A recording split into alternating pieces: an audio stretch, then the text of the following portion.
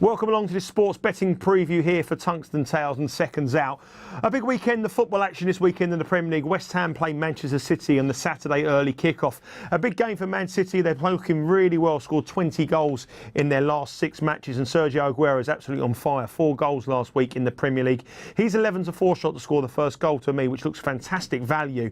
Aggregate score in the 4 games they played last week was 14-1 to Manchester City. They won 3-0 and 3-1 at West Ham. I think the odds are very short, but at 11-20, I fancy Man City to continue their pressure at the top of the table, put the pressure on Chelsea and come away from London with 3 points. 9-2 you can get for a West Ham win, and 3-1 for the draw. The best West Ham could hope for is a goal. Both teams have scored in 5 of the last 7 City games, and West Ham games have seen 7 both teams scoring in their 9 matches. But an away win for me for Manchester City. Swansea against Leicester is the other live game at 5:30 on Saturday evening. This is a tricky one to call. Bookmakers make Swansea slight favours, a little bit odds on, 19-20. I think this is going to be a home win, but I think this is not going to be very easy. Swansea to win to nil could be the way to go. Swansea's 5 wins this season, 4 of them have been to nil.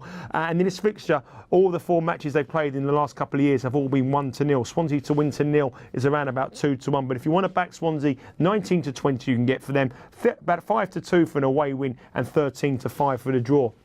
Moving on to Sunday, the live game, the early game, 1:30, is Burnley against Everton. We all know Burnley's problems. They can't score goals. Only 4 goals they've scored so far this season. Everton's problem is they can't stop conceding goals. Only QPR have conceded more goals than Everton. A lot of people will look at this and look at the odds of 3-4 about Everton and think they're the home bankers, also the away bankers in the Premier League. I think this is going to be a lot closer than you suggest. I think this is going to be Everton, maybe to win to nil, which is a bet here at around about 2-1.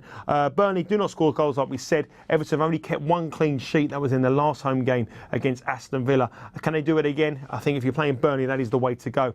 The big game, 4 o'clock on Sunday afternoon, is Manchester United against Chelsea. This game historically doesn't produce goals, 0-0 and 1-0 in the last couple of years. But the way these two sides are playing and conceding, I think there's going to be lots of goals at Old Trafford. 7-5 for about an away win. Chelsea, odds on to win the Premier League title. I think that's going to be very, very popular, and I expect them to start a lot shorter than that. Manchester United are 15-8. And the draw is 23-10. Man United have won 3 of their 4 games at Old Trafford this season. The problems are away from home. But both teams have scored in their last 4. Chelsea do concede 7 of the last 12 games they have played. Both teams have scored. And I fancy both teams scoring here in the Sunday night big game, Sunday afternoon big game. Monday night football is QPR against Aston Villa. A tricky one to call. Bookies make QPR slight favourites. And the way they played against Liverpool, I wouldn't disagree with that. Villa come to West London in terrible form. They've lost their last 4 games, haven't scored a goal since the 13th of September, and they've come to a Loftus Road ground where they haven't won in their last 11 visits. This game, the last 2 seasons they've met, has been 1-1, and I think a draw here could be the way to go at 19-10. And if you want to play the 21-10, if you want to play the draw, 1-1 is a decent bet at about 6-1. We go on to Saturday's games. Liverpool play Hull. Liverpool are 2-5 to win this game. Hull are 6-1 with the draw at 7-2. Liverpool were hammered by Real Madrid, and they've only won 2 of their last 7 matches at Anfield. Hull played very well against Arsenal last weekend, drawing 2-2 at the Emirates, but they've never won in their history at Anfield. They've played 8, lost 7, drawn 1. They did win at Hull 3-1 at the KC Stadium, but at home I think Liverpool will be too strong for a Hull side, but not by many, maybe a 1-0. And will Balotelli play? Will he score? I don't think so. Southampton entertain Stoke. They'll be the bookies bankers and the punters bankers at 6-10 to win down at St Mary's. They were fantastic in their 8-0 win against Sunderland, and now they play a Stoke side that got a bit of form going together. They've only lost once in their last 5 games, but they come to a ground where they haven't won since 1980. The last time Stoke won at Southampton, another one bites the dust, was number 1 by Queen, and I think another one will bite the dust with Stoke getting hammered here by a very rampant Southampton side who are looking good, won 7 from their 8 games in the Premier League. Sunderland entertain Arsenal. How will the Sunderland react from their 8-0 defeat to Southampton? I think they react badly. Arsenal have got a great record here. They've won their last 4 visits to Wearside. I think they'll be too strong, and at 13-10 I think they'll come back down the motorway with 3 points. West Brom play Crystal Palace. I think West Brom will win. They've only had one defeat at home all season. They've only lost once in the last 5 games, and Birahino is simply on fire at the moment. Take that big price about him to score the first goal. Last 3 years, all these games have scored, let's see, less than 3 goals, and West Brom to win to 0 could be the way you want to play. The final game on Saturday is the Tottenham v Newcastle game, 7-10. Tottenham have only won 2 of their last 9 matches, 7-10 to win this game. I like the draw here. They've only one defeat in their last 5 matches. Newcastle, the players seem to be playing for Alan Pardew.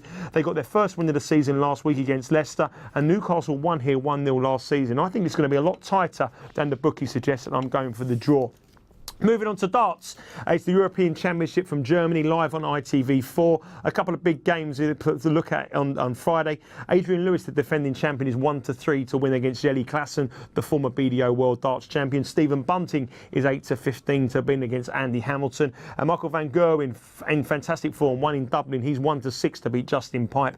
And Phil Taylor, the world champion, the former world champion, 15 times world champion, he's 1-7 to beat Steve Beaton. In the outright markets, Michael van Gerwen is the favourite at 2-1. Phil Taylor 5-2, but James Wade at 10-1 would be my idea of an each way bet. He's looking good again. He's got his confidence playing. He got to the final in Dublin. He's looking good at the double top, and I think James Wade could be the man to be on this week at a very juicy 10-1. Finally, boxing, some big bouts this weekend. The first up in Monaco, live on Channel 5. Randy Cabello against Stuart Hall. Stuart Hall's 5-2 to win this fight, with Randy Cabello at 1-4. This is the IBF bantamweight world title. Stuart Hall 16 wins, 3 losses and 2 draws against Cabello, who's had 21 wins, no losses, 1-4. Can the local man upset the odds and beat him? I don't think so. I think Randy Cabello is a much too tougher act, and at 4-1 I think he's a decent bet. Martin Murray's 1-12 against Domingo Espada. It's a WBC for middleweight title. Murray 28 wins, 1 loss, 1 draw at 1-12. The bookies aren't giving anything away, and I think he'll win that. And there's a big fight in Hull on Sky Sports. Tommy Cole against Michael Casitas. Casitas is 6-4 to win this fight. It's the IBF International Lightweight title. Tommy Coyle, 16 wins, 2 losses against Casitas, 30 wins, 6 losses. I don't think Casitas is the value here. I think Tommy Cole wins this fight. I think Casitas could be a shot boxer after some of the battles he's had, and I think Tommy Cole could win this International Lightweight title. Also in the lightweight title, on the same bill, Luke Campbell is in action. He's the Olympic champion. He's had 8 wins and no losses. He should make that 9 wins and no losses against Daniel Brazzello. Brazzello lost to Tommy Colton in his last visit to UK at Hull, and I think Luke Campbell will be too strong for him at odds of 1-12. Okay, that's the weekly roundup. We'll see you again same time next week.